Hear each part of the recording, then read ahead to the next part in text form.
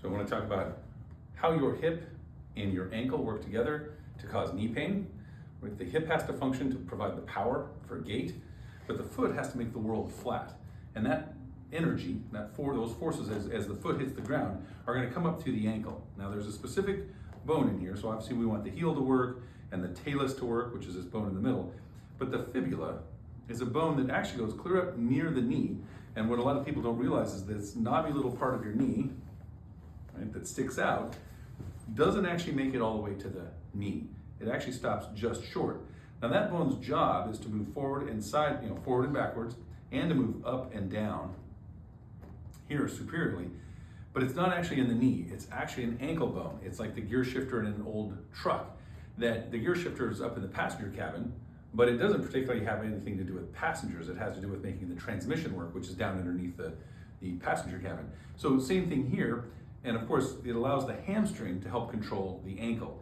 So when we're done with the ankle, we want to make sure that that bone can go, again, slightly forward and backwards, but mostly up and down at the bottom end, right? So if the heel and the whole foot can't invert and evert, and this bone doesn't move up and down to allow that or to help control it, and this happens particularly after people have sprained their ankle. So old ankle sprains, and people ask me all the time, like, well, I haven't sprained it recently, so I really don't think I have that problem. We're talking 15, 20 years. These things don't get better unless somebody goes in there and makes that bone move. So one of the things we teach our patients to do is to make that bone move, to get their thumb in behind it, or to get above that bone and make sure that as they invert and evert their leg, that space at the top opens up so that it goes up and down.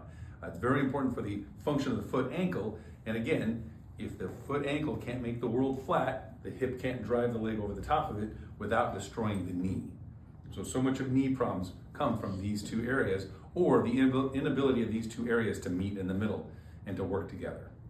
Most important thing to do is to find a manual practitioner that understands the motion of this fibula and can help you restore that if you can't do it yourself.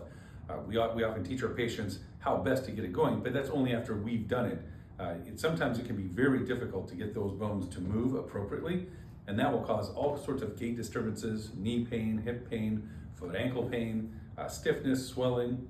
So it can be a very important issue that really has to be dealt with, because this is the pump in the lower extremity that drives fluid up out of there so that the IT band can take it, dump it in the pelvis. If that doesn't occur properly, you have all sorts of dysfunction. So find somebody who knows how to do that, or come see us here.